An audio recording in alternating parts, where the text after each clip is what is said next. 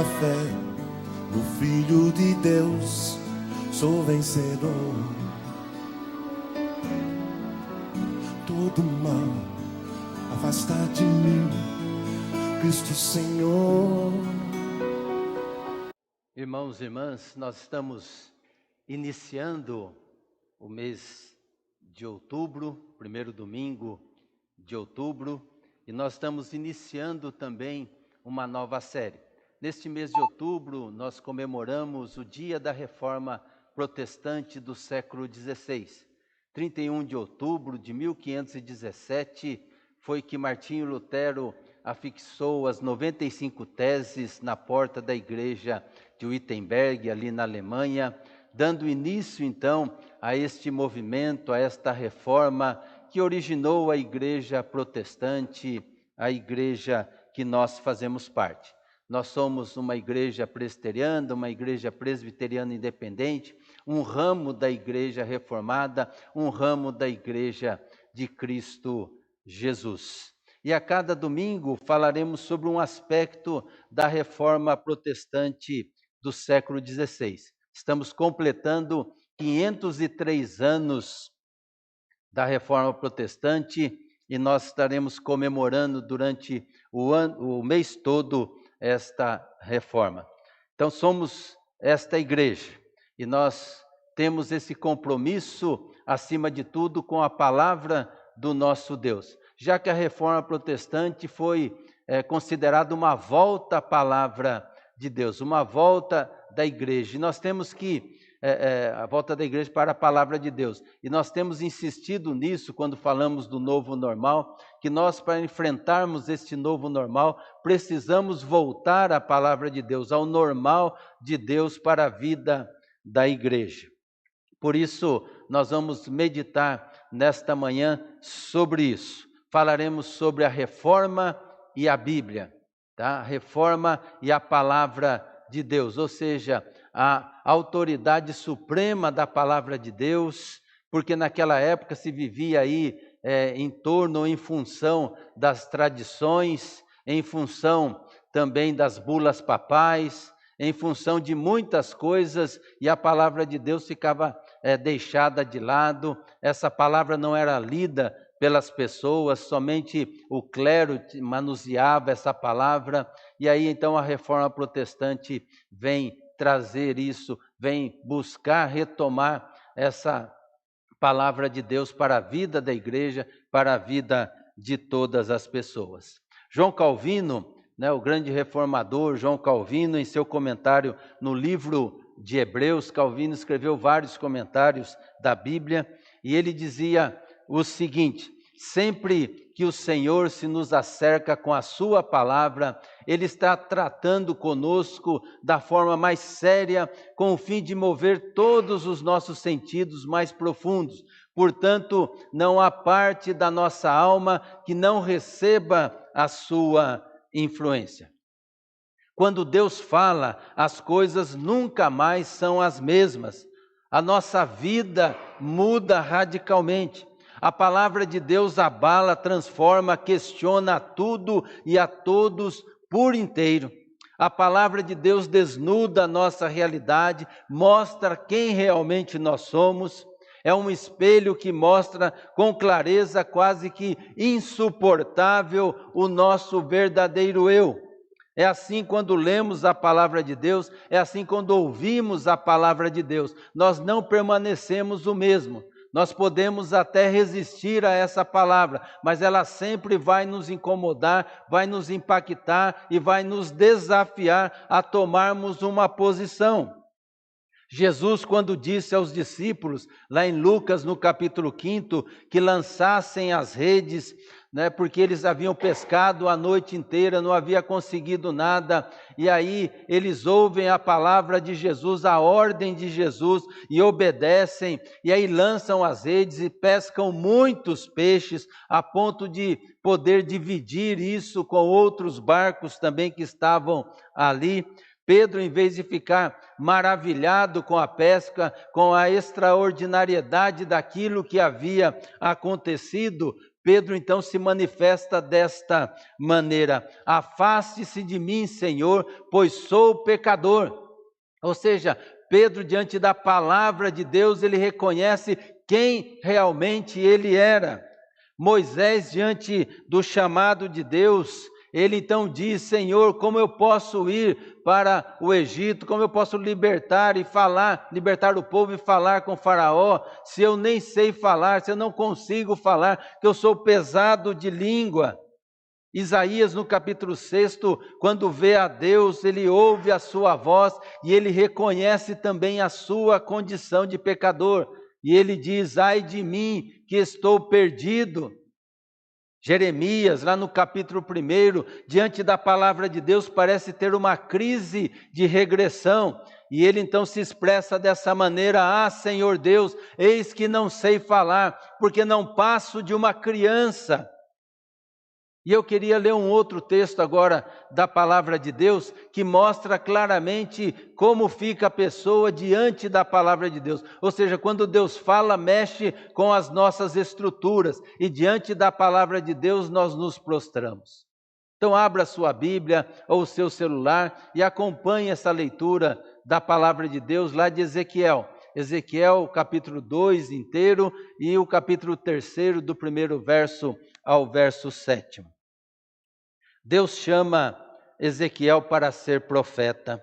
Quando vi isso, caí e encostei o rosto no chão. Então ouvi uma voz que dizia: homem mortal, fique de pé, eu quero falar com você.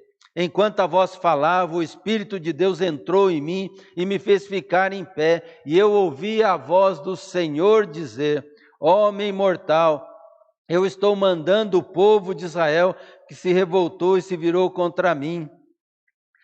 Eles ainda são rebeldes, como os antepassados deles também eram. São teimosos e você vai lá para dizer a eles aquilo que eu, o Senhor Deus, quero que você diga. Tanto se derem atenção a você, como se não derem, eles vão saber que um profeta do Senhor esteve no meio deles. Mas você, homem mortal, não precisa ficar com medo deles, nem do que eles disserem. Eles o desafiarão, o desprezarão. Viver no meio deles será como viver no meio de escorpiões, mas mesmo assim não tenha medo daqueles rebeldes, nem de qualquer coisa que eles disserem. Diga-lhes tudo o que eu mandar, quer eles lhe deem atenção ou não. Lembre que eles são teimosos. Homem mortal, preste bem atenção nisso, naquilo que eu, o Senhor, estou dizendo. Não seja teimoso como eles, abra a boca e coma aquilo que eu vou dar para você.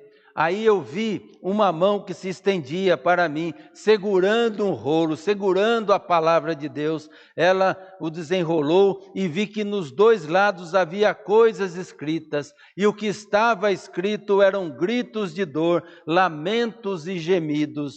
E Deus disse: homem mortal, coma esse rolo, coma essa palavra, depois vá e fale tudo ao povo de Israel. Então abri a boca e ele me deu o rolo para comer e disse: homem mortal, come esse rolo que eu estou lhe dando, encha o seu estômago com ele.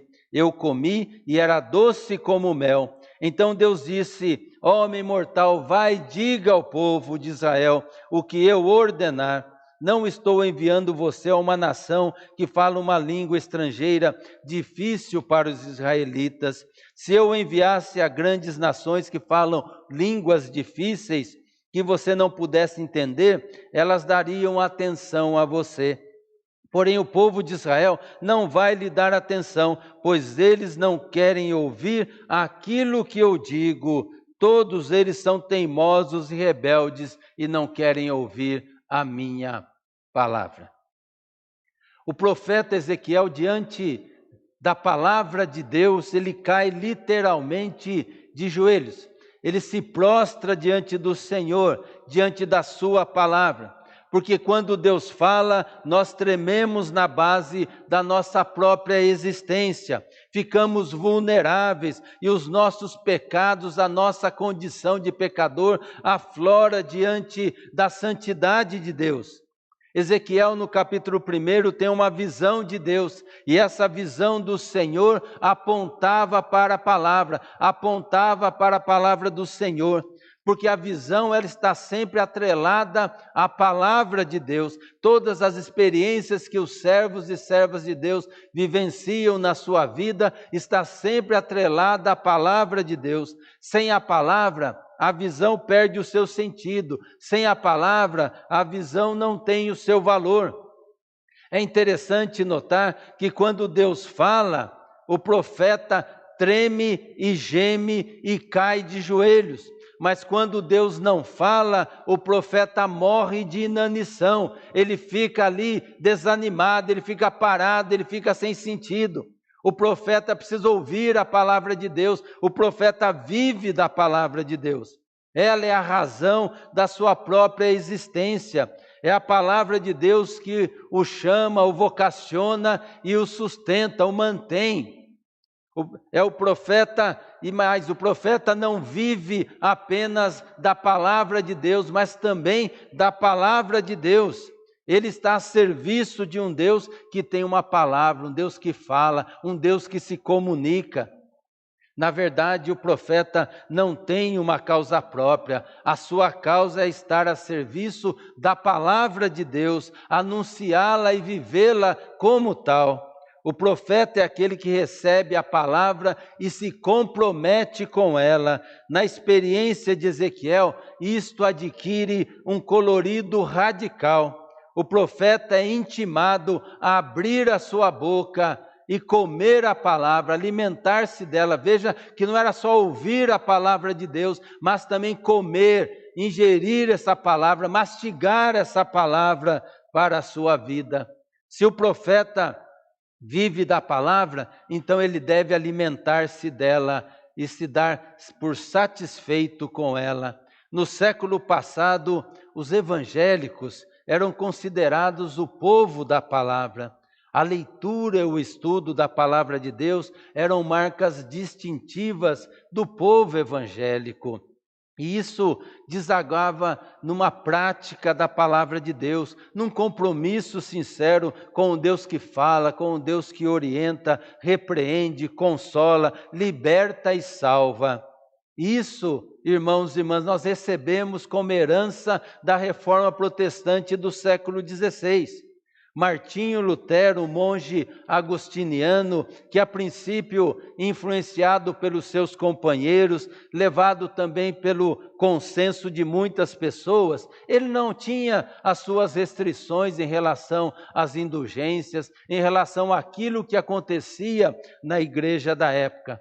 Mas sendo ele um monge, sendo ele um professor de teologia, alguém que conhecia a palavra de Deus, ele sabia os salmos de cor, diante da revelação da palavra de Deus, porque a palavra de Deus precisa ser revelada para nós como ação do Espírito Santo na nossa vida. Por isso que nós oramos e pedimos a iluminação de Deus para revelar essa palavra para nós. E aí ele foi convencido pelo Espírito Santo do erro da igreja da sua época, e por isso ele escreve as 95 teses, ele afixa na porta da igreja de Wittenberg, ali na Alemanha. Ele então escreve à igreja para que a igreja e o povo pudesse refletir, para que pudesse falar, para que pudesse discutir essas questões.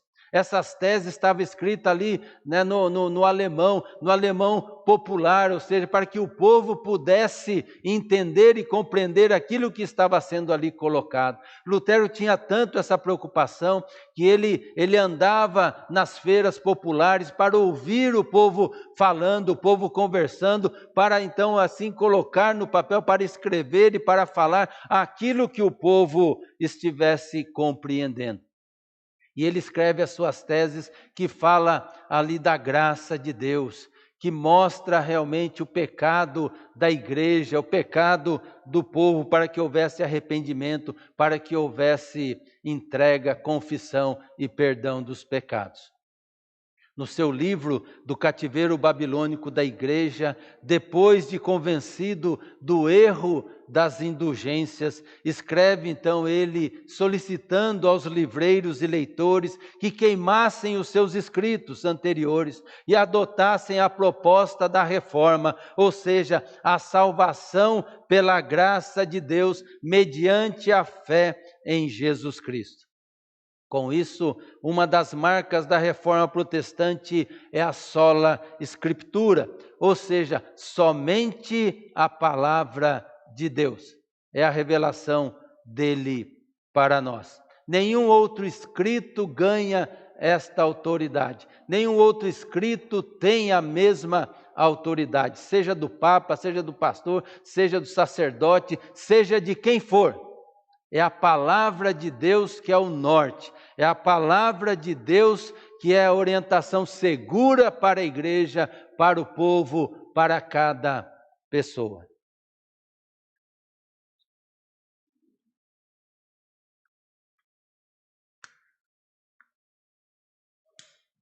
A nossa Constituição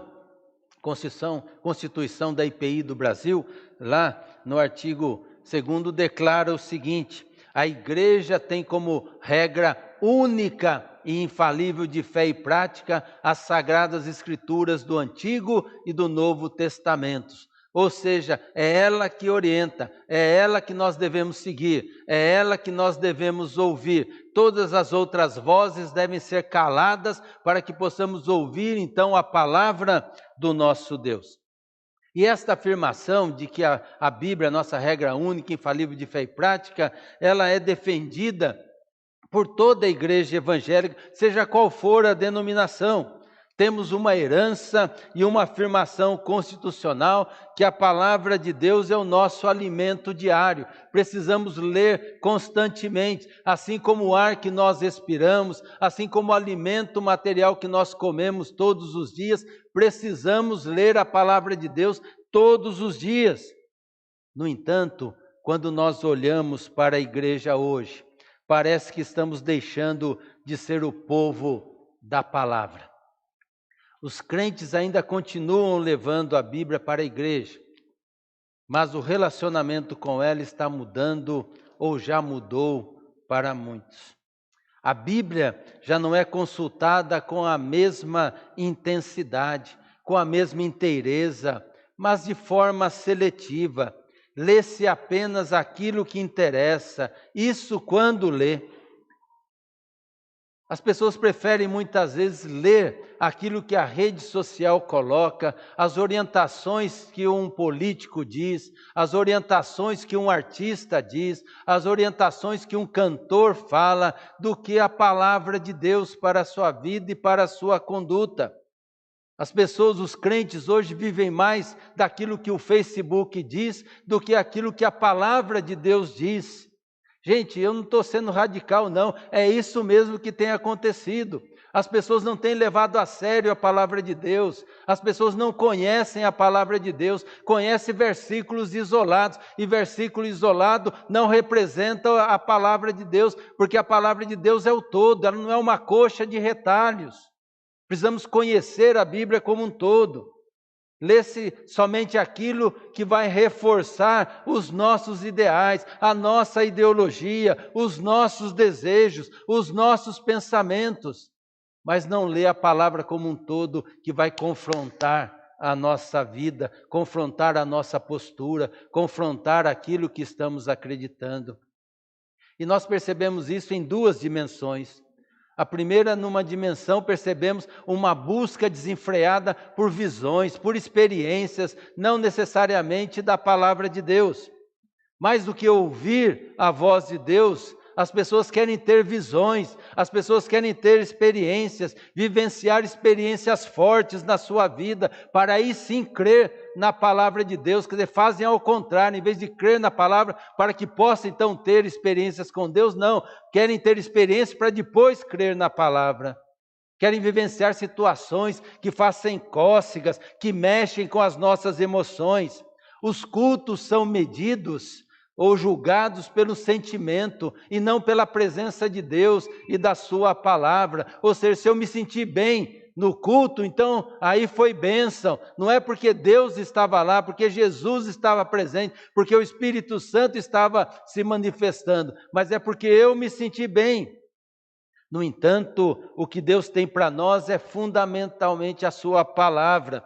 Palavra que nos assusta, palavra que nos fortalece, que nos derruba e nos coloca em pé, nos convence do pecado, nos salva e nos envia para o mundo para proclamá-la.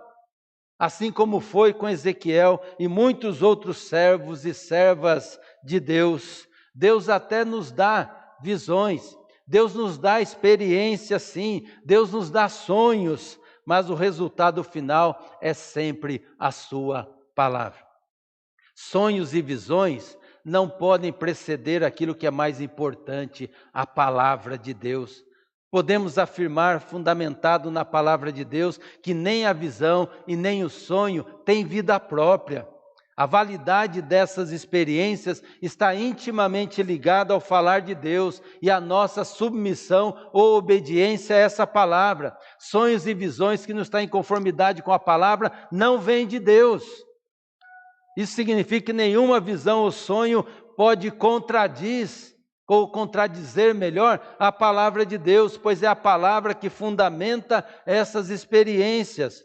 Sonhos e visões que mesmo na Bíblia são raras, você não encontra isso toda hora na Bíblia também, tá? Que não estão em conformidade com a palavra de Deus, não vem então do Senhor. Numa outra dimensão a gente vê o afastamento da palavra, porque percebemos uma espécie de relativização da palavra de Deus, quando se anuncia a saúde, a conquista, a bênção, a prosperidade como um fim em si mesma.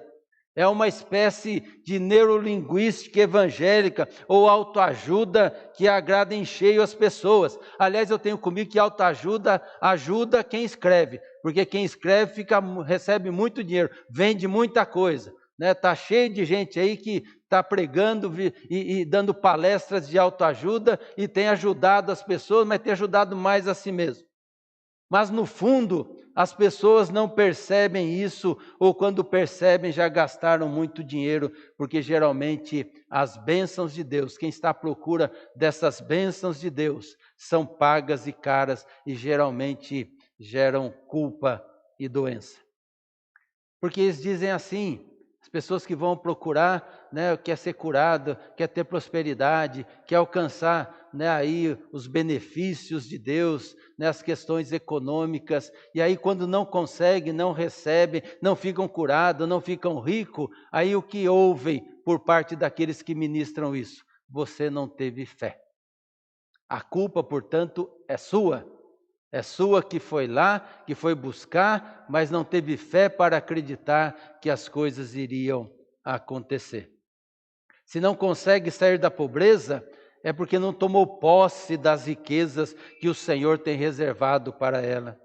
Com isso, vende-se rosa ungida, que quebra mal olhado, sabonete ungido, que resolve qualquer problema conjugal na área sexual, toalha com suor, que cura qualquer enfermidade, óleo santo, óleo lá de Israel, a água do Rio Jordão. O Rio Jordão deve estar até seco de tanta água que trouxeram lá do Rio Jordão. Feijão ungido que cura o Covid. E aí vai indo, porque esse mercado, esse consumo é grande, então tem que ter muitos produtos. Estamos deixando de ser a igreja da palavra e nos tornando uma espécie de vendedores de indulgências materializadas, saúde e bem-estar. No entanto, o que a palavra de Deus tem para o seu povo não tem nada a ver com o consumo religioso, com esta promessa de um elixir do bem-estar.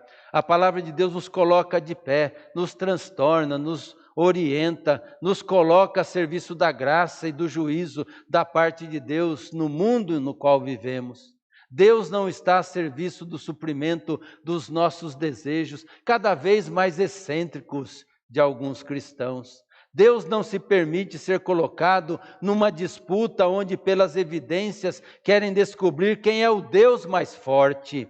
O Deus da Bíblia é o Deus dos cristãos, é o Deus das nações, que está empenhado na salvação das pessoas, que tem os seus propósitos, que é soberano. Ele é o Deus que cura e liberta, que dá visões e experiências para mostrar a sua compaixão, a sua justiça. É o Deus que dá emprego, mas também é o Deus que chora, conforta e fortalece quando o emprego não vem, por causa dessa estrutura pecaminosa na qual nós vivemos. Esse pecado social que está entranhado nas estruturas econômicas da nossa sociedade. É o Deus que fala e cura, mas também é o Deus que consola, que sustenta, que conforta, que dá forças para que possa caminhar quando essa cura não chega. Deus é soberano e tem toda a liberdade, e nem sempre a cura vem. Mas essa cura pode ser de várias maneiras, porque Deus quer tratar a nossa vida por inteiro. Esse é o Deus que é revelado nas Sagradas Escrituras. Não é o Deus aí milagreiro, não é o Deus que satisfaz os nossos desejos. Deus fala com Ezequiel e ordena: abra a boca e coma o rolo. Porque para se colocar a serviço de Deus é necessário ser marcado por essa palavra por dentro e por fora. Porque não é fácil ser profeta, não é fácil servir a Deus. Hoje se coloca isso, se oferece Jesus hoje como se estivesse oferecendo um refrigerante. Aceite, e aí a pessoa então diga: eu quero, e pronto, a vida está mudada, a vida está transformada, tudo se resolve, como se fosse um passe de mágica, mas não é assim. Receber a Jesus é ter a consciência de que Ele é Deus, de que Ele morreu em Cristo Jesus ali na cruz do Calvário por nós. Ele derramou o seu sangue precioso pela nossa vida e mais, Ele não é uma coisa, um objeto para ser aceito, Ele tem direito à nossa vida, porque Ele nos criou e Ele morreu por nós para nos trazer a salvação, nos comprou com o sangue de Cristo Jesus. E aí tem que viver em conformidade com essa palavra. Portanto, não é fácil, porque o convite de Jesus é o convite da cruz. Hoje nós queremos o convite da glória, o convite da fama, o convite do bem-estar. Mas o convite de Jesus, preste atenção, o convite de Jesus é o convite da cruz, é o convite da renúncia, de carregar a sua cruz, de obedecer a sua palavra. Anunciar a palavra de Deus significa anunciar não só as boas novas, mas também as más novas. Ou seja, nós temos que anunciar primeiramente o pecado do povo, o pecado da igreja, e em seguida falar do perdão e da salvação de Jesus. Ezequiel foi chamado para comer a palavra de Deus, ou seja, encarnar essa palavra e anunciar com fidelidade essa palavra, anunciar a infidelidade do povo, o pecado da nação. Por isso que ele era mal visto, por isso que ele não era bem aceito. Hoje, quando comemoramos mais um aniversário da Reforma Protestante, somos também chamados para exercer essa vocação profética, anunciar os desvios e pecados da igreja, do povo, dos governantes. Para isso, a palavra de Deus tem que ser comida, tem que ser mastigada, digerida, para depois ser compartilhada. A palavra de Deus tem que ter vida em nós, tem que mexer conosco, tem que transformar a nossa vida para que eu possa então anunciá-la, para que eu possa então vivê-la e mostrar para todas as pessoas. Calvino, nas Institutas, no volume 4, ele diz assim: porque o Evangelho não é uma doutrina de língua, mas de vida. Ou seja, o Evangelho não é algo que só fica falando, blá, blá, blá, blá, blá. Mas o Evangelho é vida, é algo que a gente encarna, é algo que a gente come, é algo que faz com que a nossa vida seja outra e seja um testemunho vivo de Cristo Jesus para todas as pessoas. O Evangelho, ou viver o Evangelho, é aquilo que Paulo diz lá na sua carta aos Gálatas, capítulo 2, verso 20. Assim já não sou eu quem vive, mas Cristo é quem vive em mim. E esta vida que vivo agora, eu a vivo pela fé no Filho de Deus, que me amou e se deu a si mesmo por mim. Ou seja, quando eu recebo essa palavra, eu me comprometo com essa palavra, a minha vida é transformada a cada dia pelo Espírito, à semelhança de Jesus. E assim eu vou viver em conformidade com essa palavra. E quando eu me desvio desta palavra, o Espírito Santo me convence do meu pecado, do meu erro. Porque ele veio, disse Jesus, que ele iria enviar o Espírito Santo para nos convencer do pecado, da verdade, do juízo. Ouça a voz de Deus, e ouça a voz de Deus através da sua palavra. Não espere Deus ficar falando com você com um microfone aí, não. Ouça a voz de Deus através da sua palavra. Está aqui revelado para nós. Qualquer coisa que você precisa saber, está na palavra. Leia toda a palavra, mastigue essa palavra e viva essa palavra. Viva, pois disse Jesus, quem ouve e pratica essa palavra é semelhante a uma pessoa sensata que constrói a sua casa, a sua família, tudo sobre a rocha. Se você quer vencer a pandemia, se você quer vencer as circunstâncias, quer vencer as dificuldades, quer vencer os problemas e, acima de tudo, quer vencer a condenação eterna, leia, receba essa palavra, mastigue essa palavra e creia que Jesus é o seu Senhor, Jesus é o seu Salvador e Ele tem o melhor para a sua vida. Que Deus o abençoe, que o Senhor abençoe a sua família, que Deus abençoe a sua igreja. Precisamos de uma nova reforma. Vamos orar e viver por isso. Tudo posso em Jesus, meu fiel e bom pastor. Digno é de receber todo louvor. Tudo posso em Jesus.